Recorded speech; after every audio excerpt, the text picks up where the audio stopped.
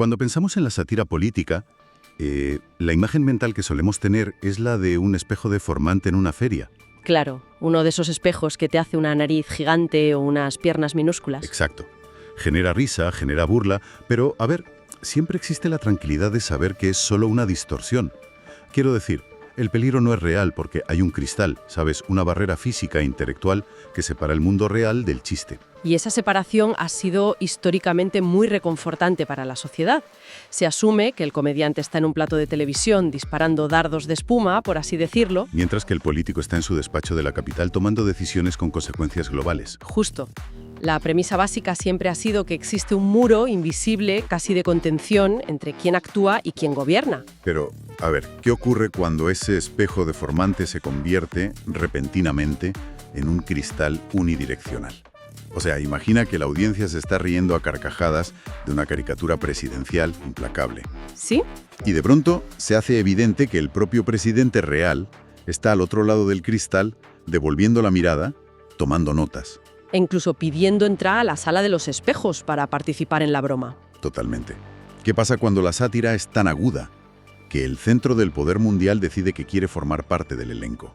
Pues que ese es precisamente el punto de inflexión donde la comedia deja de ser un simple entretenimiento de fin de semana y pasa a convertirse en un fenómeno sociológico mucho más espinoso. Sin duda. Es la colisión directa entre el poder absoluto y la parodia. El bufón y el rey ya no están en estancias separadas. De repente comparten la misma corte y se disputan el micrófono. Bienvenidos a un nuevo análisis a fondo en The Deep Dive. Hoy el objetivo es explorar esa misma colisión, esa intersección donde la comedia nocturna y la política de alto nivel chocan frontalmente. Y tenemos un material interesantísimo para esto. Así es. Tenemos sobre la mesa un artículo muy revelador de HuffPost Entertainment que recoge las reflexiones recientes de la cómica y guionista Tina Fey. Habla sin tapujos sobre su extensa etapa en el histórico programa Saturday Night Live. Y analiza qué chistes han sobrevivido a la prueba del tiempo y cuáles desearía poder borrar de la hemeroteca. Exacto. Y lo más intrigante, cómo funciona realmente la maquinaria de la burla política por dentro. Porque el material no se limita a ser un anecdotario nostálgico de la televisión. Lo que realmente se expone aquí es la anatomía misma de la sátira moderna. O sea, la misión en este análisis es desentrañar para quienes nos escuchan si la comedia política tiene la verdadera capacidad de moldear la opinión pública y alterar resultados en las urnas. O si, paradójicamente, no es más que un reflejo estridente de verdades colectivas que ya operaban en la calle. Pero a ver, para llevar a cabo este ejercicio es imprescindible mantener una lupa estrictamente forense. Al diseccionar las imitaciones de figuras políticas, la línea de la imparcialidad puede parecer difusa. Claro, es un terreno delicado. Por eso, el enfoque aquí recae exclusivamente en la mecánica del chiste político, la arquitectura de la broma. El interés de este programa no reside en defender o atacar las políticas de ningún partido o líder mencionado, sea del lado del espectro ideológico que sea. Sí, solo nos interesa comprender cómo la comedia utiliza a estas figuras como materia prima. Exacto. Y es una distinción que resulta vital para el análisis, porque para comprender el arrepentimiento de Tina Fey por ciertos sketches del pasado y al mismo tiempo su defensa férrea de otras parodias históricas, el primer paso es entender cómo y por qué ese muro protector comenzó a resquebrajarse. Vale, vamos a desglosar esto, porque el contexto temporal lo cambia todo. Totalmente. Según la fuente, Tina Fey compartió estas reflexiones durante el evento History Talks en Filadelfia. Para situarnos un poco, Fey fue guionista principal y miembro del reparto de Saturday Night Live entre 1997 y 2006. Una época dorada para el programa, por cierto. Sí, y en sus propias palabras, durante esos años, el velo que separaba el programa de humor de los eventos reales se hizo cada vez más fino. Más frágil, claro. Exacto. Y el artículo señala 3 hitos específicos que actuaron como martillazos contra ese cristal.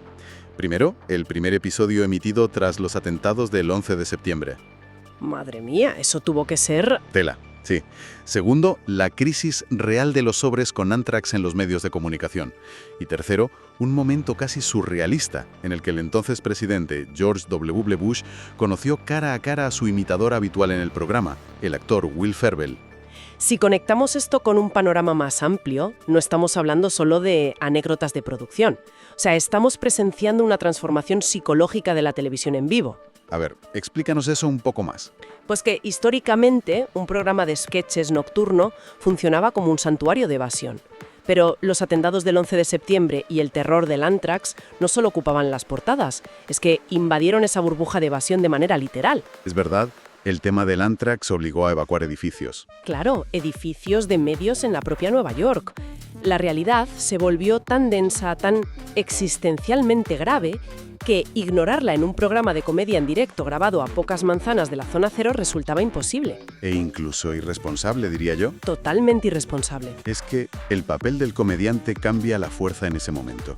De repente, quien cuenta chistes se ve obligado a actuar casi como un terapeuta social, ¿sabes? Sí, la audiencia sintoniza el programa no solo para evadirse, sino buscando permiso para volver a reírse tras una tragedia nacional de ese calibre. Exacto.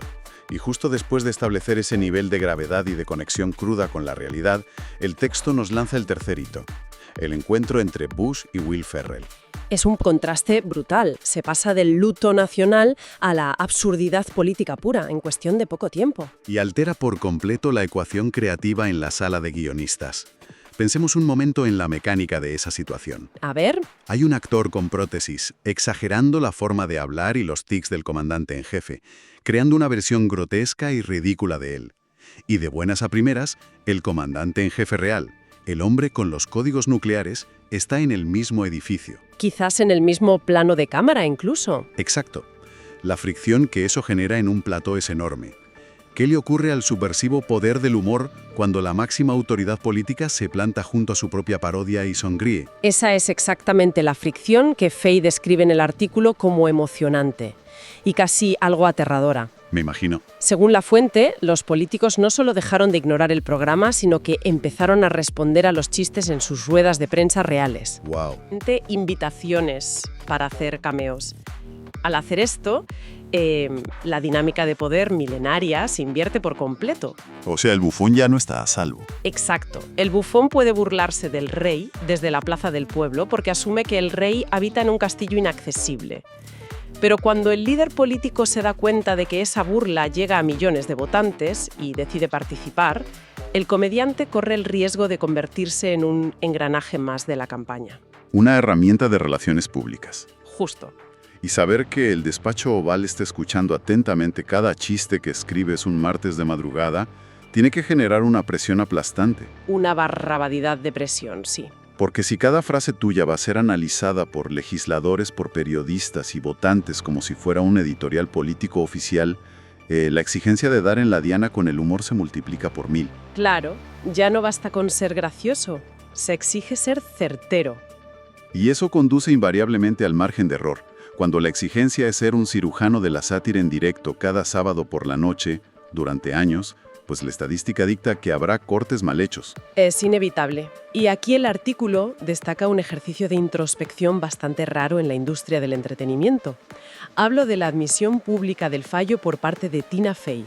Una admisión sorprendente, la verdad. Muy sorprendente. Fey confiesa abiertamente que no todo su trabajo ha envejecido con gracia. Admite haber estado en el lado equivocado en ciertos chistes, describiendo su propia postura en retrospectiva como bastante tonta. Y eso tiene muchísimo mérito. Totalmente. En un sector donde la norma suele ser atrincherarse y justificar cualquier chiste ofensivo alegando aquello del contexto de la época, ver a una figura de su calibre levantar las manos y decir «ahí me equivoqué y fui injusta» aporta muchísimo peso a lo que dice después. Claro, el contraste es lo que da valor a la confesión. Porque, a ver, al mismo tiempo que reconoce sus tropiezos, se mantiene inamovible en la defensa de una de las parodias más definitorias de la década. Ah, sí, la campaña de 2008. Exacto. Su imitación de la candidata republicana a la vicepresidencia, Sarah Palin, durante la intensa campaña electoral junto al senador John McCain. Todo un clásico de la televisión. Sí, y para Tina Fey, esa caracterización en particular, por mucha controversia que generara en su momento entre ciertos sectores, fue un golpe justo, lo que en inglés llaman un fair hit. Golpe justo. A ver, la frase tiene mucha fuerza, pero a mí me genera dudas. Ah, ¿sí? ¿Por qué? Pues porque al aplicar rigor analítico a esta idea del golpe justo, resulta muy difícil encontrar la objetividad. O sea, ¿cómo se define realmente una caricatura justa en la política? Ya, entiendo por dónde vas. Es el consenso de un grupo de guionistas de comedia encerrados en Manhattan. Quiero decir, en la búsqueda de esa risa masiva que equilibre lo absurdo con la crítica aguda, la línea que separa la genialidad cómica del ensañamiento gratuito parece microscópica. Desde luego. Entonces, ¿bajo qué criterio se valida que un sketch no ha cruzado esa línea hacia el ataque personal? Lo fascinante aquí es cómo la fuente detalla la metodología interna para evitar precisamente ese cruce hacia el ensañamiento. Vale, cuéntanos cómo lo hacían. Pues Fey construyó esa narrativa en estrecha colaboración con Seth Meyers y Amy Poehler. De hecho, un dato importante para mantener la neutralidad de nuestro análisis es que Poehler interpretaba simultáneamente a la entonces candidata demócrata Hillary Clinton. Ah, claro, estableciendo un contrapunto constante en los mismos sketches. No atacaban a un solo lado. Exacto. La metodología de ellos, la regla inviolable que tenían en la mesa de guión, era que la comedia, por muy exagerada que terminara siendo, tenía que estar cimentada en algo que era verdad. Ya, pero a ver, afirmar que algo está basado en la verdad suena a justificación genérica. Todo el mundo cree que su perspectiva es la verdadera, ¿no? Sí, pero fíjate, en el contexto de la comedia política televisada, verdad no significa una verdad filosófica profunda, sino una realidad empírica observable por la audiencia. Vale, entiendo. O sea, cosas que la gente ya está viendo en las noticias. Exactamente. El artículo relata que Palin, durante la campaña real, era percibida mediáticamente como un imán de meteduras de pata. Las entrevistas fallidas, las confusiones geográficas o de política exterior ocurrían en las noticias reales frente a millones de personas. Era público y notorio.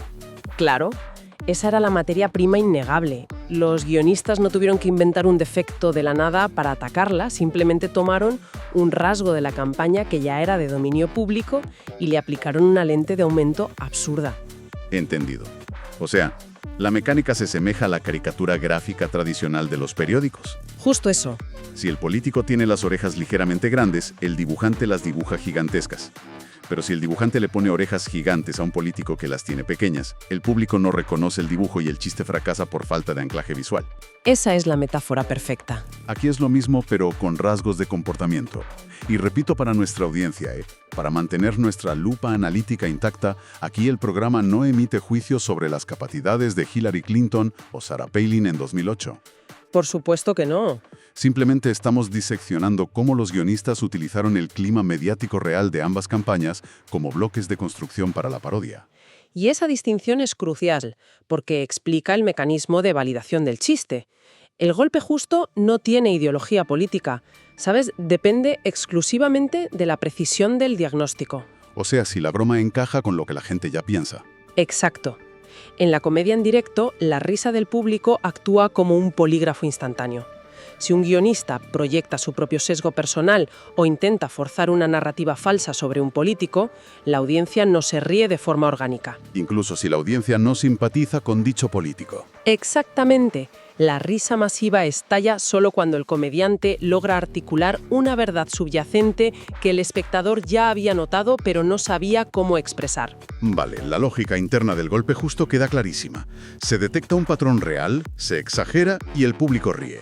Al reconocerlo. Eso es. Pero a ver, si damos por válida esa premisa, si el éxito de una sátira radica en desnudar una verdad política innegable ante millones de personas en horario de máxima audiencia y además durante semanas previas a unas elecciones, Sí. pues la conclusión lógica sería que esa parodia tiene un impacto devastador en la campaña del candidato, ¿no? Y ahí es donde el análisis choca de frente con las suposiciones más arraigadas sobre el poder de la televisión. Y aquí es donde se pone realmente interesante. Ya lo creo. Porque el artículo revela un giro final por parte de Tina Fey que desafía todo el sentido común mediático. A ver. A pesar de la audiencia estratosférica que tuvieron aquellas parodias en 2008, a pesar de que los informativos abrían sus ediciones analizando los sketches del fin de semana, Tina Fey afirma rotundamente que Saturday Night Live no tiene absolutamente ningún impacto real en la política. Una afirmación que resulta profundamente contraintuitiva. Totalmente. Piensa que durante aquellos meses, politólogos y periodistas llegaron a acuñar el término el efecto Tina Fey